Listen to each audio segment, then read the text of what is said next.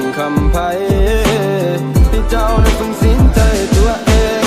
แรปเอื้อนที่เขาด่าที่เขาว่ามันบ่มวนให้เจ้าฟังมันดีๆคอยเขาว่าเลยเสริญส่วนบางคนถ้าบ่มักยังมาแสะยังมากวนหูตัวเองว่าบ่ดีคอยว่ามันบ่สมควรฟีสตรงฟีสไตล์คนนั้นมันบ่เก่งฟีสตรงฟีสไตล์คนนั้นนั่งฟังเบสแล้วก็เต้นตามสไตล์แบตเทิลแรปคิวกันขอโทษและขอบายอย่าไปคงอย่าไปเครียดอย่าไปสนใจอย่าไปสนอย่าซีเรียสน้ำมันน้ำลายมันบอกผมคือน้ำเพียตัวมันเองบอกเข้าใจแล้วมันด่ากูว่าเฮียAKA ATS 73 yeah my name is Sulin and you know me Give me song for myself you can sing everyone on the beat on the beat จุดเริ่มต้นบ่ได้ดีคือไพ่ตอนอัดเพลงบ่ได้มีฮอดใหม่มีแค่เพียงใส่หูฟังสองสายปิดหูฟ้าและเสียงหูซ้ายโอ้ยสุดแสนทรมานที่คนบุรีพิการตา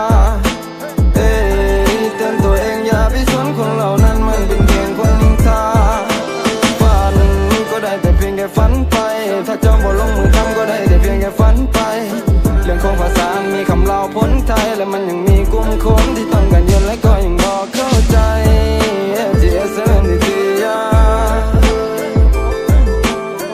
แรปขึ้นแรปสตาร์ไผ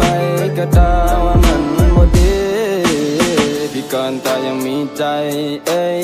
กูเฮ็ดเพลงและเฮ็ดไปถึงตอนนั้นบ่มีเพศสนใจยังเชื่อมั่นในหัวใจตัวเอง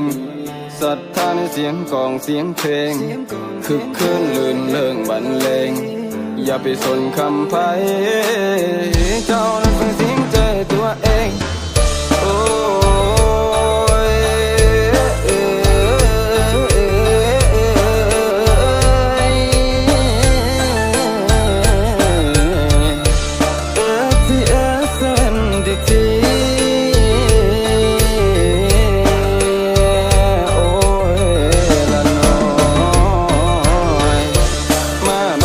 สิขอลำใส่จากวาง